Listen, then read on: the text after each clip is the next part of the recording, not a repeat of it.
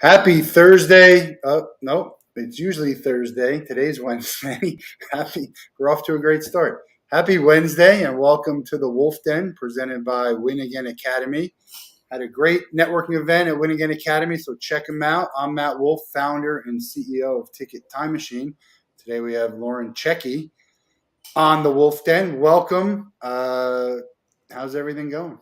Thanks so much for having me, Matt. I'm super excited to chat today. Yeah, we got a lot to delve into, but give everyone a quick intro on who you are, and then we'll get into everything.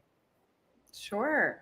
I'm Lauren Cecchi. I'm from New York, but right now I'm residing from sunny Florida. Be jealous if you're in the freezing weather.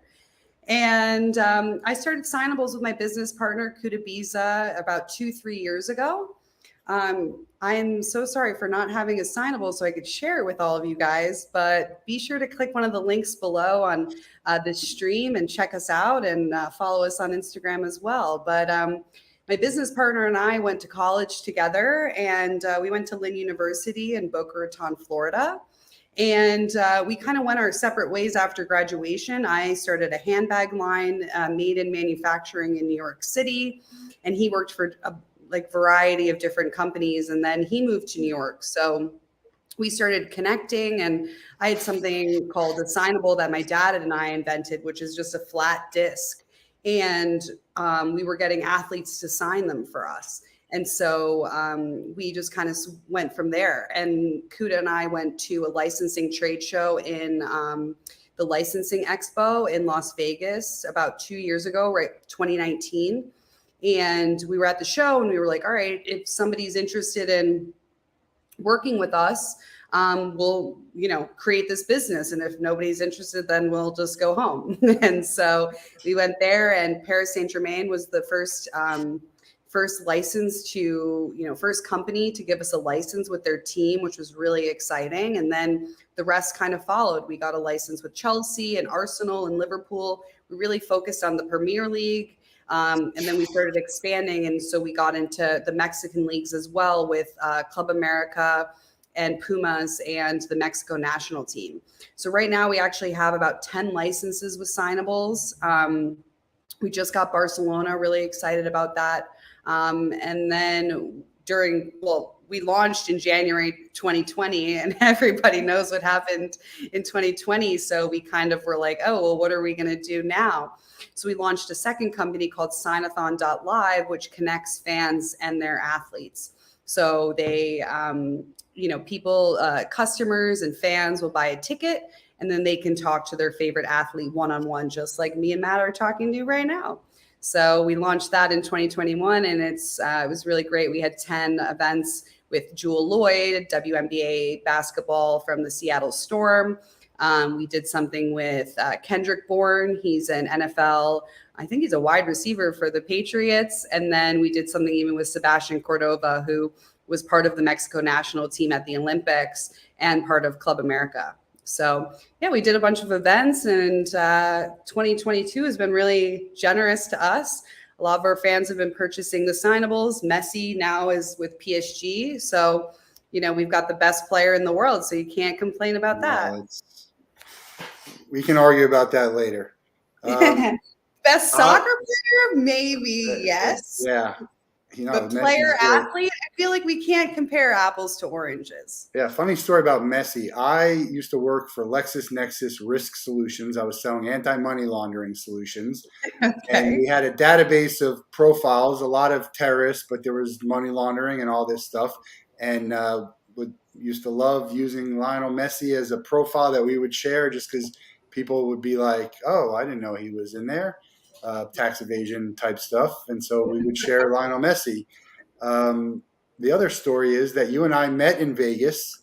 We did. At the licensing trade show. You had a booth, and I was just walking around trying to do whatever it is. I have no idea what I was trying to do, and I don't even know if I accomplished that or not.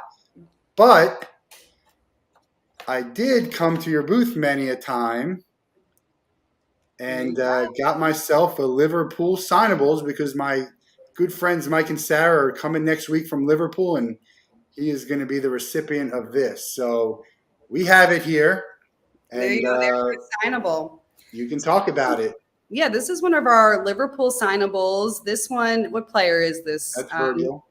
Virgil van Dijk. So he's an amazing player. He's actually been doing great this season. So be sure to check out Liverpool. But you can see on the front, there's his digitally printed signature. And you can collect the whole Liverpool collection on the back. So it shows all of his teammates. So if you want to put one on your shelf, who's your favorite athlete, or if you want to show off your entire team pride, display your fanhood happily in your bedroom, man cave, office, whatever it is that you display your memorabilia. The other funny story going back to LexisNexis is that one of the most famous terrorists in the world, his name is Mohammed Salah, and Yeah, one of the best soccer players on Liverpool is on Mo Liverpool. Salah. So Yeah, probably he a is lot. 100% the best player on Liverpool. He's great. He's been killing it for sure. Yeah. So this is the signable. It's a great collectible. It's a great memorabilia, and it's unique in a way, right? Because look, would I love to have their actual signature? Sure, but I also still might want something like this that has a signature like this because. And I was just talking about this. Like we get signatures all the time. What do I have it on? Well, if I go to a show, a lot of times it's on an 8x10. Sometimes they let you bring something, right? That's the most ideal thing is I bring you something, you sign it. I have stuff. I have Wheaties boxes. I have basketballs. But a lot of times you don't get that opportunity. So now you have a photo, which is like, it's a photo, 4-color photo. They use it because it's very cheap to print photos and sell them to you for $80 or whatever Yeah. it is for that. And so, but this is it's a great collectible. It's a physical keepsake. I know they have digital signatures like you can have on your phone, and it's like I don't even understand it. I can't. I have no idea what that is and why anyone wants it. Yeah, so we launched the Signable, and the price is actually $24.99. And so that's for somebody who, is an introductory collector. It's something that they can collect and display and feel good about it. Because, if somebody looks online and they see a jersey and it's $500, they might not be able to buy that jersey. And so then they can't show off their team pride, and they're kind of like, they want to show something. They want to say that this is my team, and, be excited about the next game. So that's why we made this an available pricing for all ages. During holiday, it's a great gift. So during Christmas, it was crazy. We kept selling out. I just couldn't, figure out how to order properly from our production and our manufacturers. And we kept selling out. Sala, we actually sold out twice, but it was just a great gift. It's something in a reasonable price point, and it's exciting, and it's also team driven. So if you've got a Liverpool fan, a Chelsea fan, a PSG fan, it's just a little keepsake, and it's exciting to show off to your other guys that don't have a signable. Yeah, it displays nicely too. So when we talk about the collectible world and memorabilia, there's all different types of collectors. There's stuff that you can display, which is great. I have stuff here. I won't bore everybody with my displayed stuff. But then I have stuff that's in drawers, right? It's great to have, and you bring it out once in a while. And then you have stuff that sits in your closet, like it's even maybe like stuff you want to wear. Maybe it's a hat, maybe it's a shirt, and there's just so many of those that you can have. But I think in the collectible world, I collect Funko dolls and beer things and mini helmets and little stuffed animals, and obviously I collect tickets. Those are things that you can really collect a lot of. Like you could have 20 of these, and it'll Yep. display very nicely, and it'll be a pretty cool collection once you expand, Yeah. depending on if you're a big soccer fan. Yeah, we change the design for their teams every season, and new players. Players retire and players are transferred. So, it's always nice to get the newest player or someone who's exciting, or, Messi moving to PSG. You had the whole PSG collection. Now you got to add Messi because you can't be missing a player. So that's kind of We what got our idea is. Corey is Hey, joining us. Corey's one of the biggest music fans I know, and I think we might have touched on this in Vegas. But expanding the signables, and obviously you expand to other sports first, and maybe more. I don't want to say Americanized sports if that's where you are and you have more access to, of course. Music is something that I think people might want too. Have you had discussions about having musicians and signatures and bands type thing? Yeah, so what you just said before is expanding to more American sports is number one on our list. So NFL, NBA, MLB, we definitely want to bring those athletes to our fans and their teams. You know, everyone's a Patriot fan or, you know, a San Francisco fan, and they also want to show off their team pride. So that's number one. And then number two is definitely entertainment. Any type of celebrity or athlete, or I'm sorry, celebrity personality, musician, they can absolutely have their own signable, give them out at their concerts. You know, when we were in Vegas, Adele was supposed to be, you know, doing her headlining show, which got canceled. I was like, I was gonna about to buy a ticket to the show and go by myself because that's how much of an Adele fan I am. But I think it would be really cool for, you know, different musicians to put these on tour, allow them in their gift shops, and just have, you know, with Adele's, for instance, it could be like her cover of her album, and it can have her digitally printed signature on there. And again, being a really reasonable price for her fan. You know, when you go to a concert, the hoodies are like $60 to $100. So if you can get a signable from your favorite musician at $24.99 or something reasonable, a lot of parents probably will be very excited to purchase that over, you know, one of the more expensive items that are sold through artists. And who came up with the design of this, the look of it? I mean, what's the idea behind that? So my dad is a serial collector. He has over 600 signed baseballs. So we have everything from like JFK to Barack Obama to I got Rebecca Minkoff. She's a handbag designer. I got her to sign one for my dad once. So just kind of everybody and anyone. Yeah, that's it out of the box and in the stands. You could just put that on your display, and if you turn it around, you can actually see the player's information. So yeah, you'll see the team logo, their birthday, their position, and what their national country is as well. So my dad had so many baseballs. We would do a lot of events together. So I don't know if you've ever been to the PGA Pro Am Day. It's like the first day of usually any, you know, PGA tour. They'll have a bunch of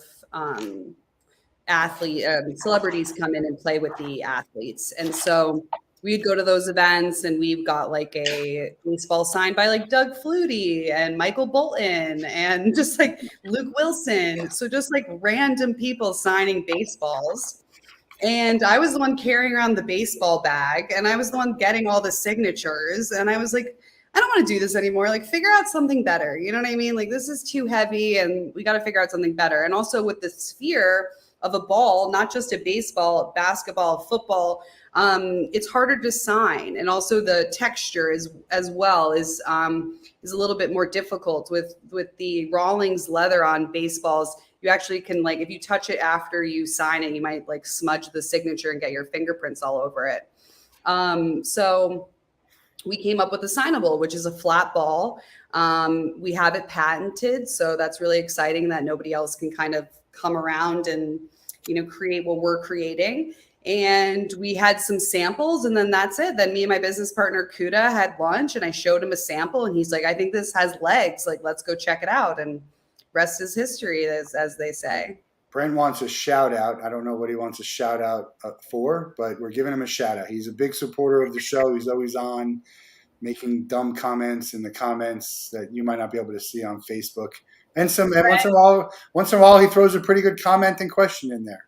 There you go, Brent. We'd love to hear any questions you got. So he does not like soccer. I can speak for him. I can tell you he doesn't like soccer, but I think he would love a Gator basketball signable, and he probably would want Joakim Noah. Yes, we are going to go into college sports as well. Those would be blank, so they wouldn't have digitally printed signatures around them, but you would actually get the authentic signature when you had the opportunity to meet that athlete. Because, you know, in college, you know, sports, it's way easier to be friends with the athletes than, you know, Drew Brees or Aaron Rodgers and getting them to sign something authentically, especially with COVID. There's just been so many signing events that used to be public that are now private because of, you know, restrictions and whatnot. So this is an opportunity for you to get a signature from somebody that maybe you wouldn't be able to in the past. The Yeah, college is it's a man, it's a weird beast, the licensing world in college. But from a licensing perspective, you're are they selling these in their store at the games in Liverpool Some and of Chelsea? some of the stores like the Arsenal Emirates store, you if you go to their stadium store, you can find our signables in there. So yeah, we've gotten the opportunity to sell our signables in some of the stadium stores, as well as online. It depends on our license, our territory. So a lot of our licenses are North American territory, and then a few of them are international. So the international ones we get to be sold in their store, but even like Liverpool, they have something called the Anfield Shop here in the United States, and so we're sold there. So it's kind of like special to not be in Liverpool, but to be, in the USA. Is that in but because of Boston, because their parent company is in Boston or Massachusetts? Maybe I think the Anfield Shop is actually like in the Midwest, Okay, but yeah, the Sox do own a percentage of Liverpool. yeah. What's the biggest challenge for you in getting licensing? Because licensing is a lot of, I'll pay this amount of money, I'll guarantee this. That's a big part of it. That's the number one part of it. The other part of it is what can you sell, right? Well, we'll give you the license, and they're becoming a lot tighter now than they used to be. There's so many licensed stuff that you look at, and you're just like, how in the world did this get through? And they were just kind of saying yes, yes, yes, yes, Mhm. yes. But Yeah, nowadays, it's a lot about what's your e-commerce channel and where you're going to sell them, and so it's not only just about getting a license; it's about where else can I get this to sell and get that. absolutely. The licenses we kind of take in stride. We're kind of like, okay, we have this team, so now let's add to this team. Whoever's in the top performing, whoever has top performing athletes, that's kind of how we decide which licenses to move forward with. And when you get a license, you have to pay a minimum guarantee. So that's just flat out what we're going to be paying you. And then after you meet that minimum guarantee, you start paying a royalty rate. So I think it's really depends. There's a lot of things that to take into consideration. Our item is very inexpensive. So when you have to share the final retail price and pay royalties to those licenses, you have to take that into consideration. And I don't remember, you had another question about licensing, but it's wild because you were right. Licensors used to just kind of give out their license to like 10 t-shirt companies, and then Fanatics came along and now they're the only people that do the t-shirts. So I think the licensing world has changed dramatically over the last couple of years. Yeah, and licensing, I don't know how how it is for you, but for Ticket Time Machine, we really we really thrive better as a supplier than a licensee, and the reasons I say that are twofold. These people, and it doesn't matter who you are, short of being Fanatics, the team, the league always has a better e-commerce channel and access to their fans to sell everything. So they're going to sell more. And then when you sell more as a supplier, you're going to keep more of that money. So if I'm selling something for $10, right, instead of only getting $1.80, which is, normal fees are somewhere between 14 to 20%, depends on who you are, right? So instead of getting $1.80 for everything you sell, you can get more like $8 and then have to pay $2 to buy it from the supplier. It just seems to me that there's a lot more people who would rather just have you have a license, and that's strange to me. I don't know what you find when you're out there. Well, of course, we would love like private labeling. Like we would love teams to come to us and say, "Hey, here we're going to pay you to create the product for us, and then we're going to, go sell it, and we're going to go put it in our stores, and we're going to do the legwork." That sounds beautiful to me.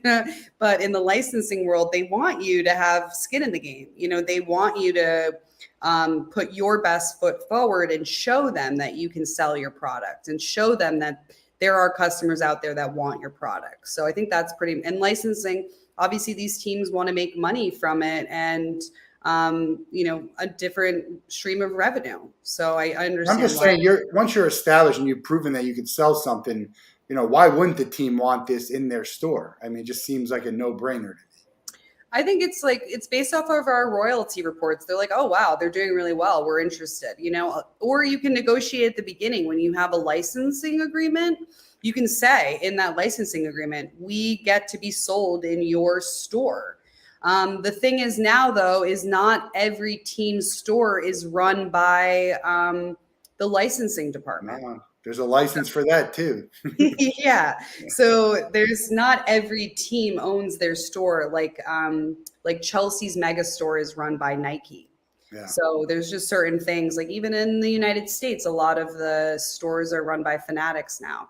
So yeah, it's a different relationship for sure. And you're either talking to Fanatics or you have something with Fanatics. Yeah, so we're sold on Fanatics. So if you are Fanatics, fanatic, you can shop our signables on their site. So it's a great relationship. We actually just shipped out a huge order to the Fanatics UK, and they're going to be, carrying more of our PSG, our Man City, our Chelsea players. Yeah, Brent was saying they don't have to deal with shipping returns. That's like on an online store. I'm talking about an in-person store at the game, which I think this would probably sell well for. But it's a good point that he makes, is that Yeah, they thanks don't for want to handle their resources. But what I'm telling you is even the licensing people, there's resources because they got to have those deals and they got to look at what's coming in and try and figure out, so I just think, look, I know people who are at a much higher pay grade in the licensing world, but it just seems to me that a lot of it is laziness and like, let's do the bare minimum. And I don't know. That's just my feeling about it. But my business partner runs most of the licensing with Signables, so I don't have to have that headache, thankfully. yeah, what do you do the most of that you're partnered? And that's interesting because I talk to my friends who have partners and you're like trying to say, well, I'm good at this and they're good at this. What do you excel at on the business side that maybe your complements your partner? Yeah, I feel like we complement each other a lot. Number one, we're both team players. We're both, willing to get dirty. And I think that's kind of the best type of business partner because you're both, you're on the line. You're both kind of willing to do anything to be successful. So that's the beauty of our relationship. Both of us are like, we're going for it. We're going 110 and we're going to do everything in our power to make it happen. So, late nights, traveling across the pond, for London events, working on weekends, finding a business partner that's willing to do the same as you is beautiful. But we both kind of like, everyone's kind of like, to me is like, what's your typical day? I don't really have a typical day. So, every day is different. This morning, I was touching base with my marketing team, touching base with my social media team so that we can make sure that our branding is aligned and we're sending out the correct messaging. Like, I don't know if you're a Premier League fan, but Man City did very well on Sunday, and two of their players, KDB and Mahrez, are our players. So we made sure we promoted those properly, make sure that our fans know that they scored during the game on Sunday and did really well. And so it's just kind of like certain things like that, making sure the brand messaging is out there. Then I was And talking to that's marketing 101, right? A guy scores, you congratulate him for it. Yeah, exactly. And then I was talking to our factories this morning as well, touching base with them, renegotiating prices. During the pandemic, material costs went up. So trying to get our prices back down, never a dull moment there. And then with my other company, Signathon, we were talking to my development team this morning, making sure that our software is up to date and that our servers are working and that everything's in check. So it's never a dull moment over here. And now I'm on the Wolff Den with you. So very exciting. And it's not even 2:00. Not even 2:00 yet. Really, that's a day. That's a day for you. Yeah. Yesterday was International Women's Day. It was. You're the face of the company, right? I mean, you're more visible than your partner. And you and I had a conversation in Vegas. We don't have to talk about the particulars of it, but there was an incident where you felt like someone was kind of strong arming you for being female and being the leader of it.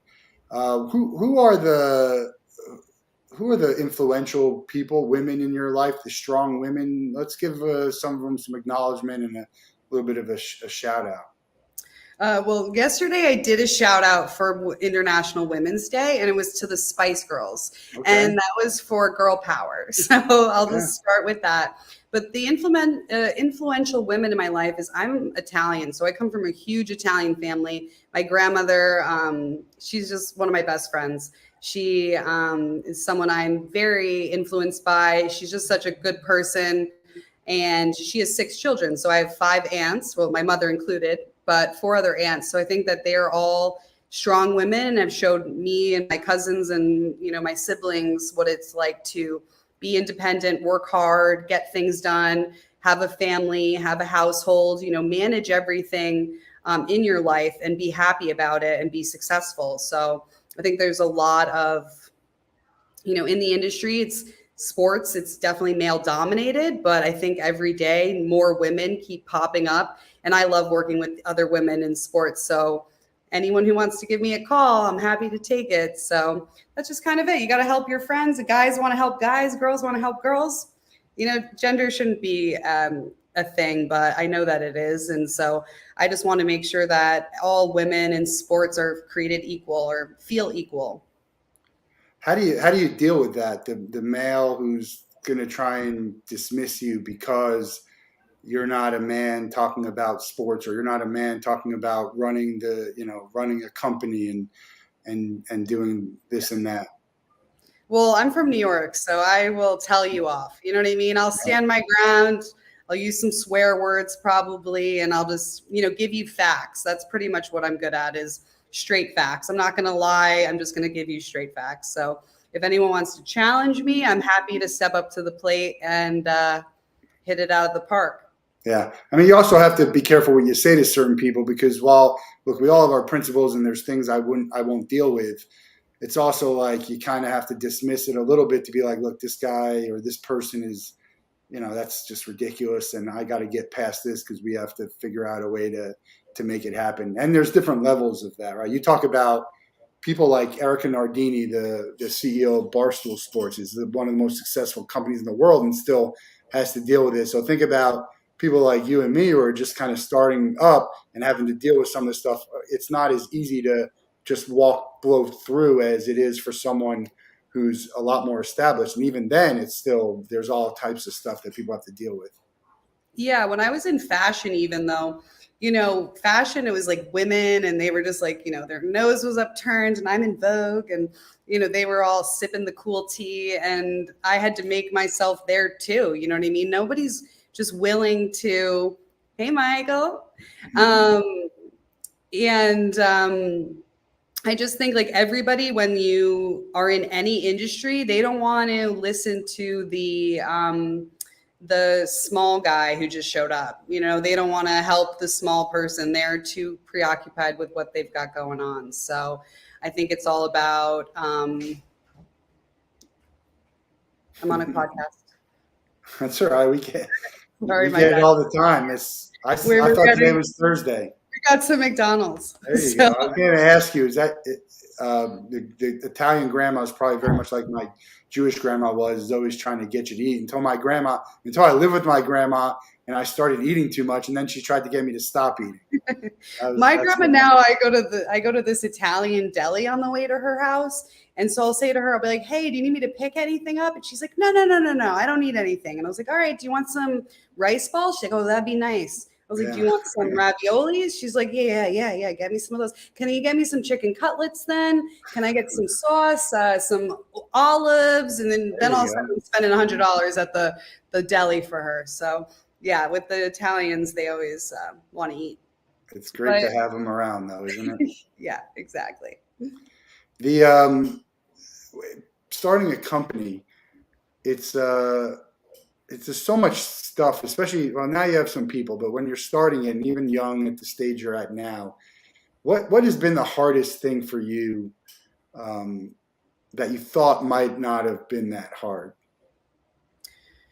I think starting any company is hard. Nobody gives you like a playbook of like, hey, these are the instructions of what to do. Nobody's like, oh, we'll go on this website and create an LLC, and then go to this website and get an EIN, and then go to this website and start paying your taxes. And there's just so many bookkeeping and like behind the scenes stuff that like you don't even realize that you have to do. And I think that when I moved from fashion into sports, it was learning everything over again and meeting all new people. Networking, when before COVID, when I was in New York City, I was going to a networking event like every other night of the week.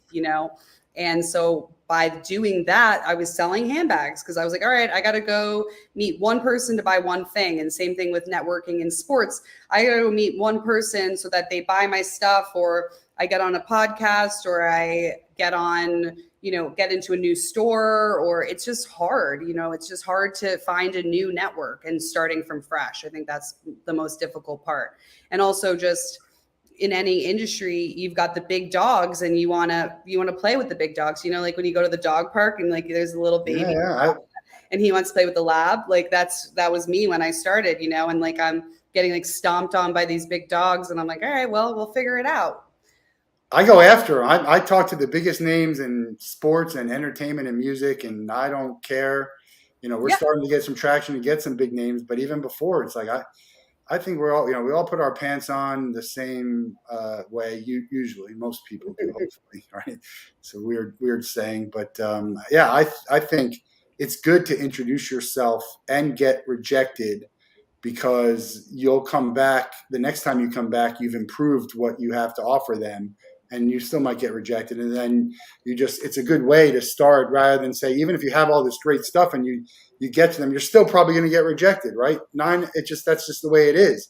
So to have that sort of progression, for me, I think is key. And don't ever let anyone tell you like you should be talking to this person or that person. I mean, like I'm a CEO, you're a C-level, co-founder. Like we're all people, and whether I'm a lot more successful or I'm at the level I'm at now, like I'm going to talk to everyone. I don't care. Yeah. Sometimes it's not a match, and sometimes it's not a match right now. So if you get a no now, it doesn't mean that it's a no forever. So when somebody gives me a no now, who wears the pants anymore? Michael, nobody wears pants anymore. But I like to say there's an ass for every seat. So maybe the person I'm talking to isn't the person who wants a signable, but there's going to be somebody else who does. And I know that based off of my sales and based off of the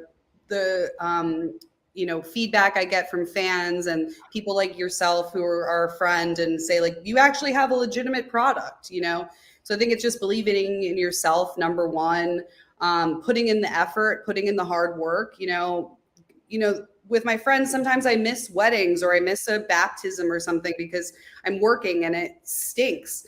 But then I realized like the end goal is to sell my businesses or to be very successful in sports. And, I think that you got to keep your dreams on the forefront of your mind and do things like that, do things that are going to take you to the next level. Michael's comment is funny, but it's so true, because I have a cat who, to show you how infrequently I wear pants, when I do wear pants, my cat runs away from me. Like she doesn't even know who I am. She's like, who is this guy? It's ridiculous. I'm like, you've seen me wear pants before. It's not like the first time I've ever put pants on. It's well, that's good. We had a comment from Brent. Great success, and hopefully has cooperative experience with men and women. Look, it's just not the way the world works. But yes, you would hope ideally would have, and there's just as many women who probably treat you poorly as well. We don't want to say it's all men or women. It's, as I said before, a time and a place. Sometimes you can get the no and then later on get the yes. So, but I think like overall in sports, there's just camaraderie because you have teams. You know what I mean? Like I'm a Mets fan. So when I find another Mets fan, like we've been through it together. Like we want our team to win. They don't really kill it every season, but we're still in love with them. And so it's that camaraderie in sports that I think kind of translates into the business of sports.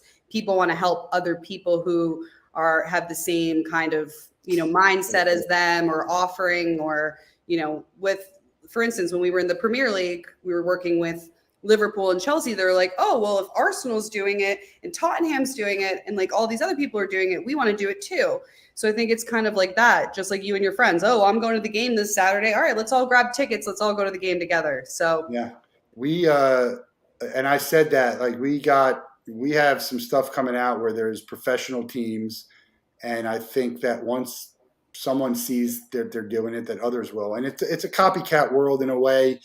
And who the heck did I talk to? I have to remember who said this to me. I used to think everyone wants to be first, and they don't want to be first. They want to be first to be second. That's what he told me, and it's true. It's sadly true. But so once you've established that it's going to work, these people will come on and do it. We got a LFGM from Michael. Mets fans they're just always going to be miserable. Who knows what the heck's going on with them? There's not even going to be a season at this point. I was very optimistic that they would get it done by now, and now you're looking at like a half a season if they don't get this thing done. Maybe I don't know when opening day is, but I'll be there. Yeah. I'll be there drinking a beer. Brent wants to know about the Bengals. What are you in American sports? What are you closest to? Is that stuff you can talk about? Like, what are you closest to having available? Yeah, we're talking to all of the licensing companies. We don't have the Bengals on our roster right now, but we've been talking to the NFL. But with our product, you need the NFL and the NFLPA to go together with the signature aspect. Where the beauty of working with the European soccer teams and the Mexico League is we get it all together.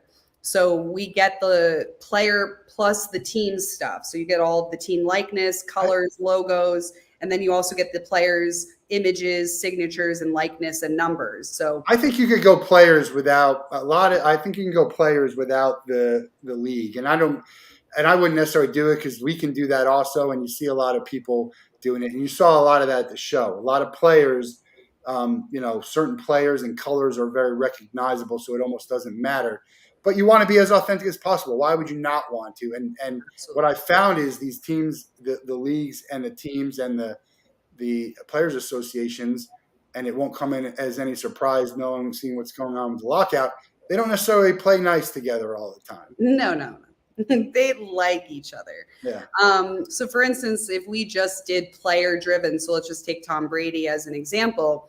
If you did it all Buccaneers, not the Patriots fans might not want that product because it's so Buccaneers colors and whatnot. So being more generic, so he can, create a product for the Pats and the Bucks fans. That's kind of like, a win-win situation. So yeah, we are thinking about moving forward with just doing generic footballs.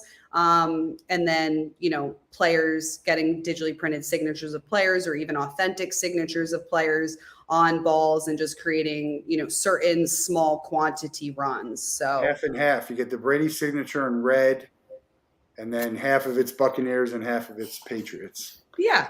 You could do a red signature. You could do a white signature. Oh, you can do it, but you want to do it with everything. There's just no. I mean, I have.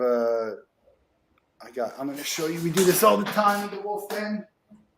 But I got this. I can't even remember who it was. It was terrible. But a little Pete Alonso thing for your. I got this from the show. Yeah. It doesn't have any Mets, but it says Alonso and it's got his number on it. It's small enough.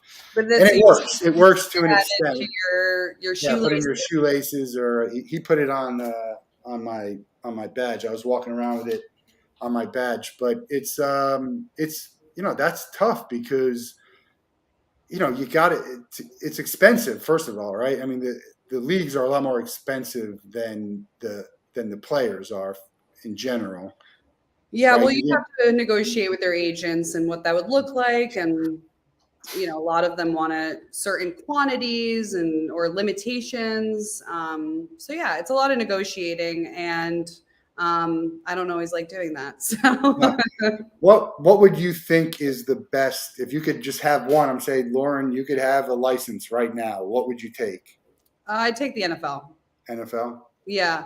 Well, because of the lockout, I don't even know when the Yeah. baseball is going to get underway. But with production and design and everything, I'd be ready by August, September for the new That's season. interesting because the NFL, from a fan perspective, the quarterbacks are well known. You got some running backs, some defensive, but reckon. I don't even know what the word is going to be, but the ability to recognize the actual player in the NFL is not as much because they're all wearing helmets, and so there's just a few people where their faces. Whereas the NBA, at the look of everyone.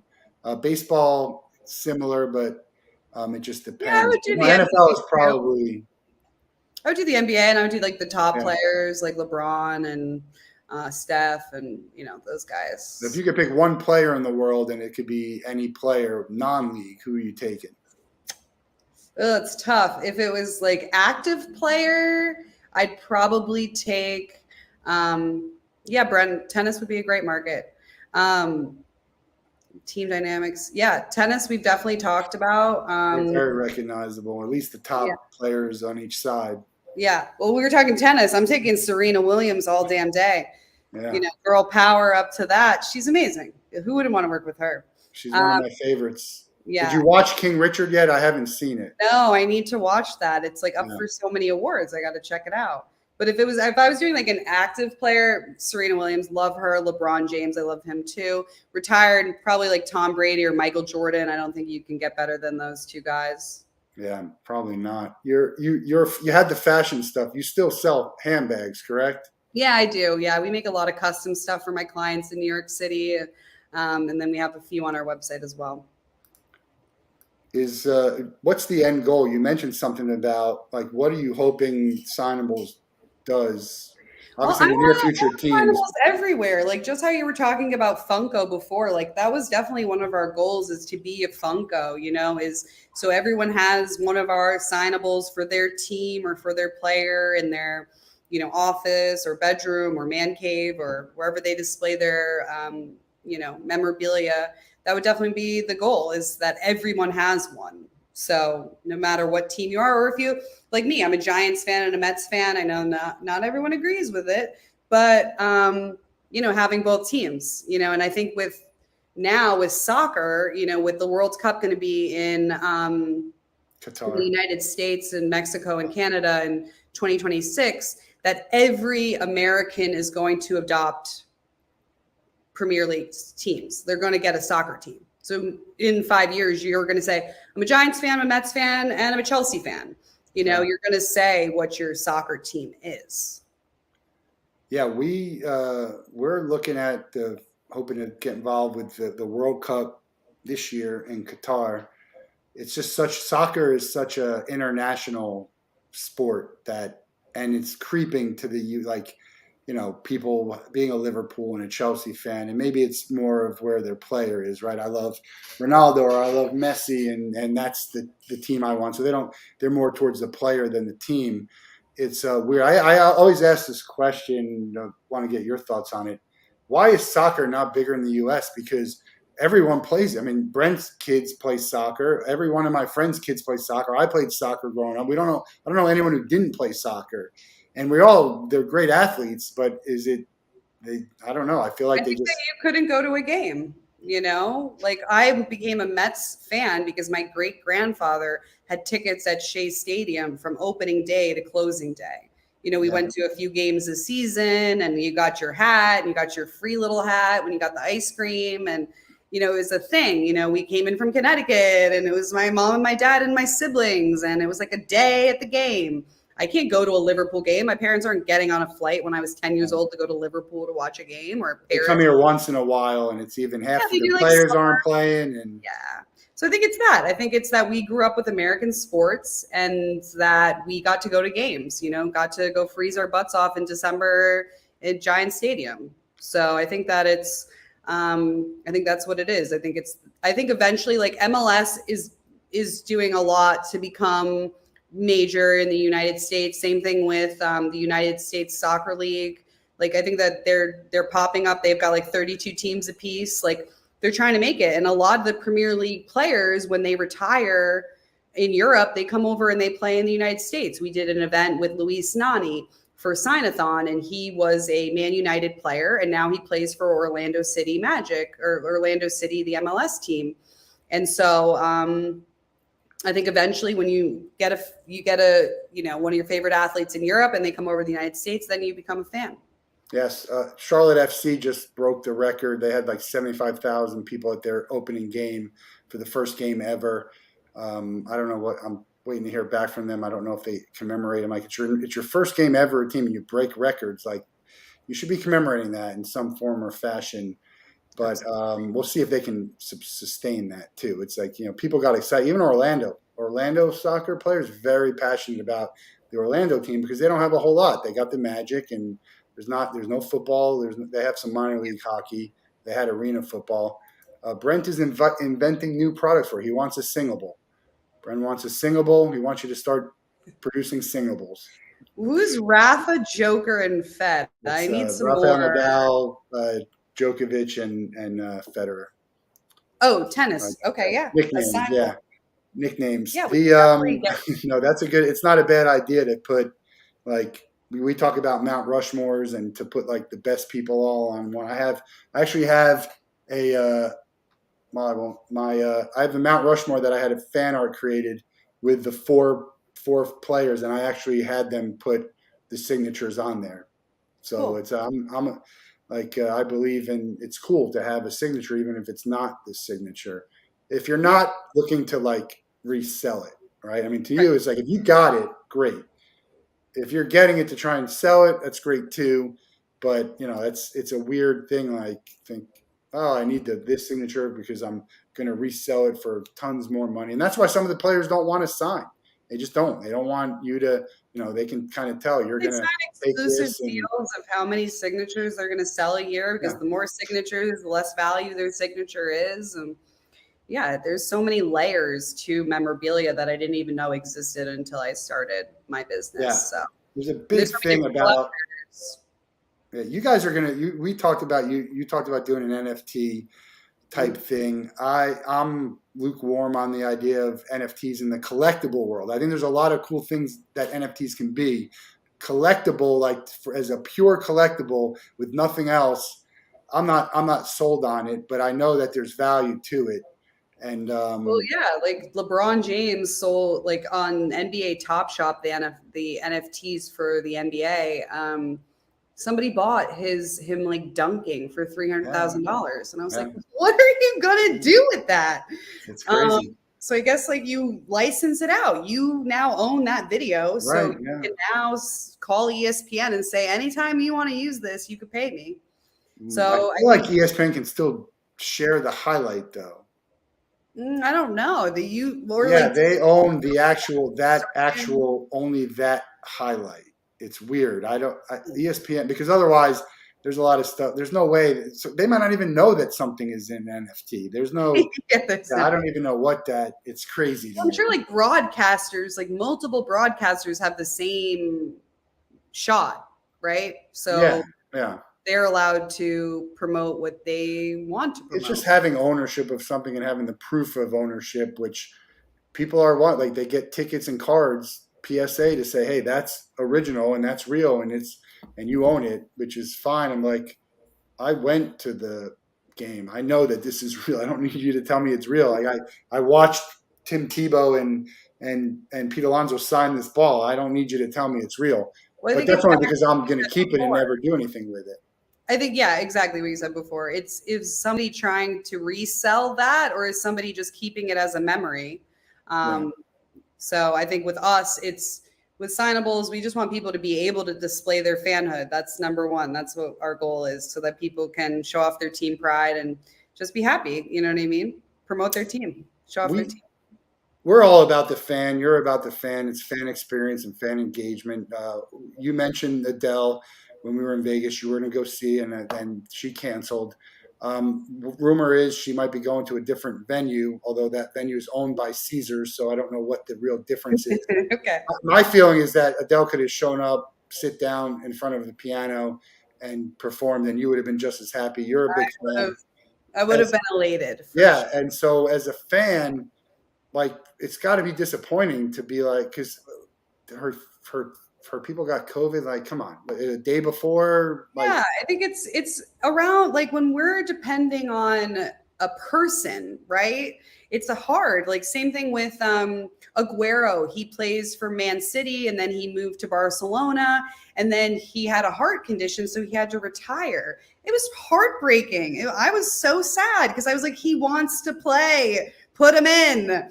But things have different things happen. So whatever happened with Adele's show, I'm looking forward to her next show. yeah, whenever, and it sounds like it might be sooner than later. They got to figure it out. The fans want it. There's too much money not to do it. And it's going to be a bad look for her eventually to be like, all right, we can't get this done. I want to talk about the Fire Festival. You and I had a quick chat about that. You have a little bit of a connection to the people involved. It's a pretty funny story. Just give us a quick glimpse on it. Well, so Billy McFarland from Firefest, we were networking in New York City together. So he just started his company called Magnesis, and I became a member. And then my handbags, we used to sell them at his. He had like almost like a house like that at any of the members can go and work from and host events at. So we did that. And then he came to one of my events at Surf Lodge and brought Ja Rule with him, and they shopped a bunch of my bags. So that was really fun. And then when Firefest came around, he like gave me a call and he was like, "Hey, do you and your sister want to come down? Get a cabana?" And they were expensive. And I was like, "Oh shit!" So I called my sister and I was like, "We gotta go! Like, let's go! We gotta go!"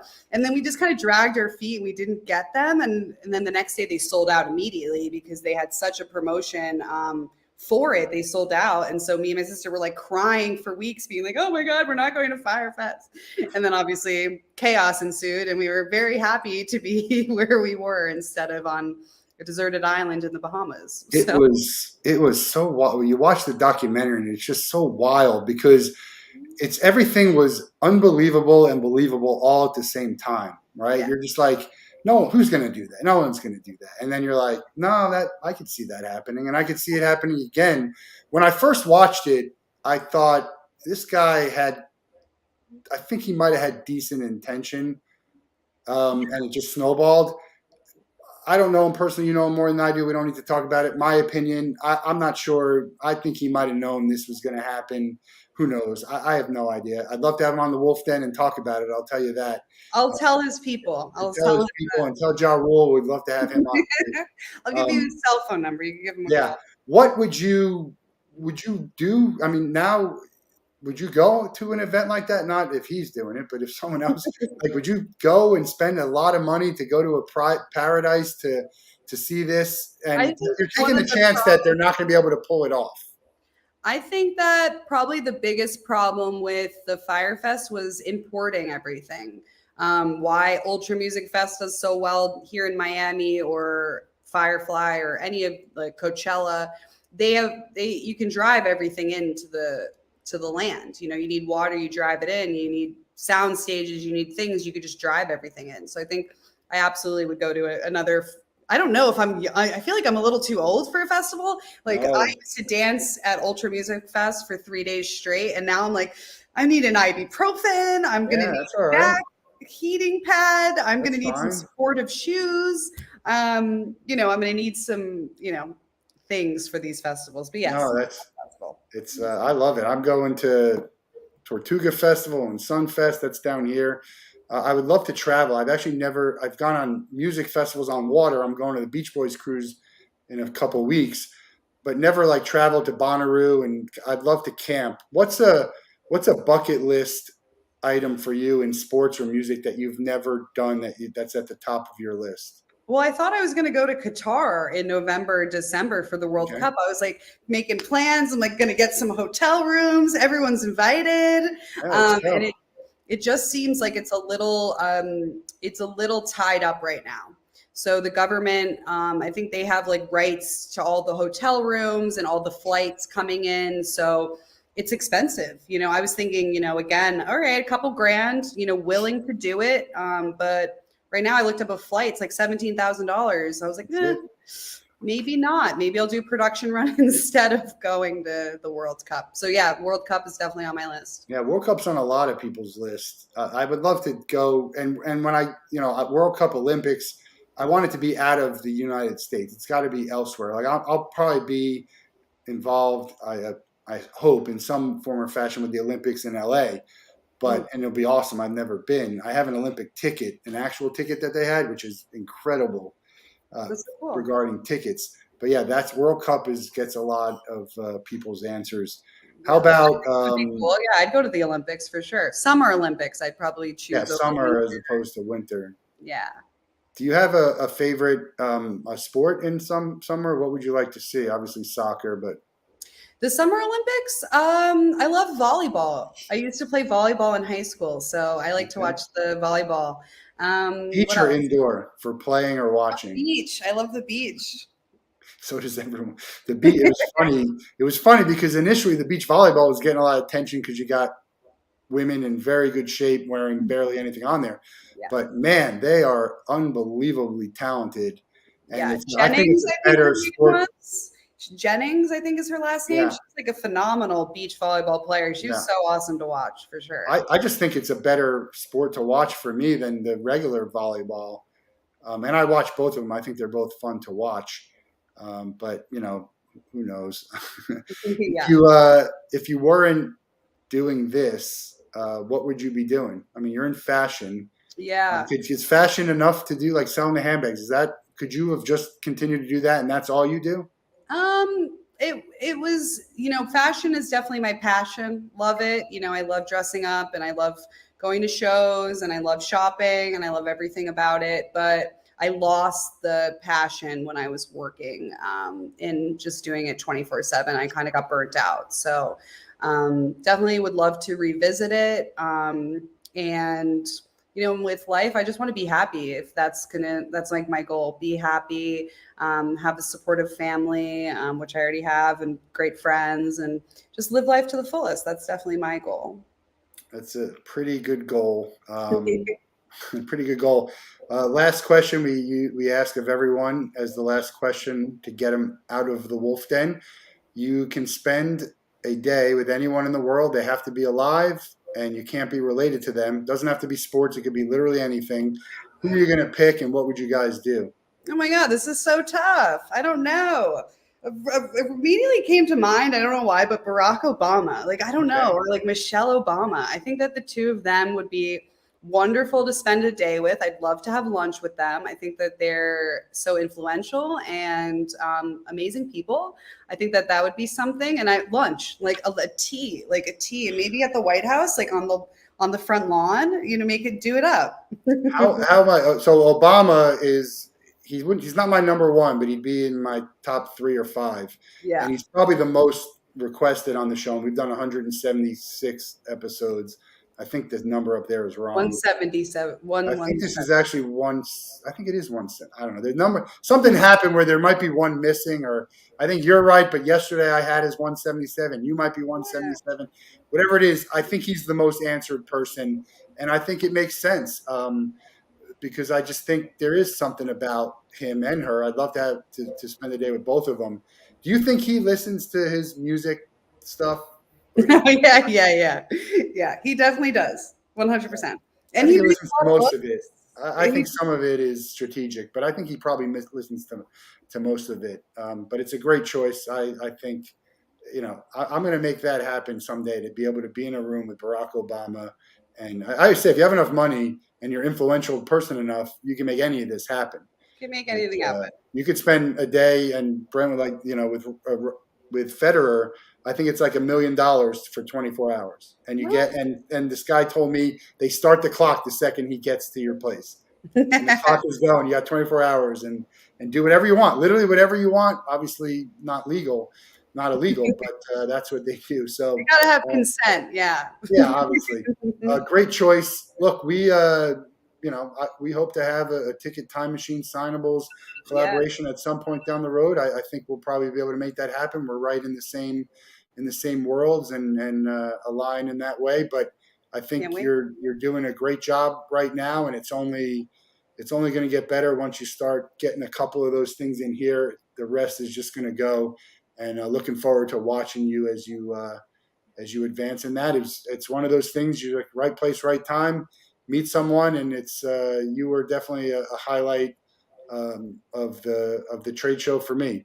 Of all the people I've met, and happy to get you on here, and happy to help any way I can. So, looking forward to speaking to you again. Check out everything down below. You got signables.com, pretty good Instagram following, and then also the Sign Live, Signathon.live. The link Well, tree thanks is so much. Signathon, but Sign. Thanks so much for inviting me on your show. I've had a great chat. We've covered a lot, so a lot to absorb, and I'm excited. Hopefully, we can get one of your ticket time machines in our signables boxes so everybody can have one when they purchase. Now, my friend, he's gonna love this. I can tell you, he's a big Liverpool fan, and he's gonna love it. And We'll I'll send get you. we'll send another one for his wife. Just send Yeah, me your. we'll have him. He'll be giving you a review and telling you about it. Okay, can't wait. It's always good to get feedback, positive and negative, right? You got to know, hey, what might have made this a little bit better? I love it, but what might have made this a little bit better? And maybe easy tweaks. Who knows? Absolutely. We're off next week. No, we have some shows next week, but we're headed to the SEC basketball tournament in Tampa. So everyone have a great weekend. Have a great night. It's March Madness. College basketball is front and center, and unbelievable how it's March already. But I know. have a great night. Have a great weekend, and we'll see you next week. Thank you. Talk soon. Thanks. Have a great one.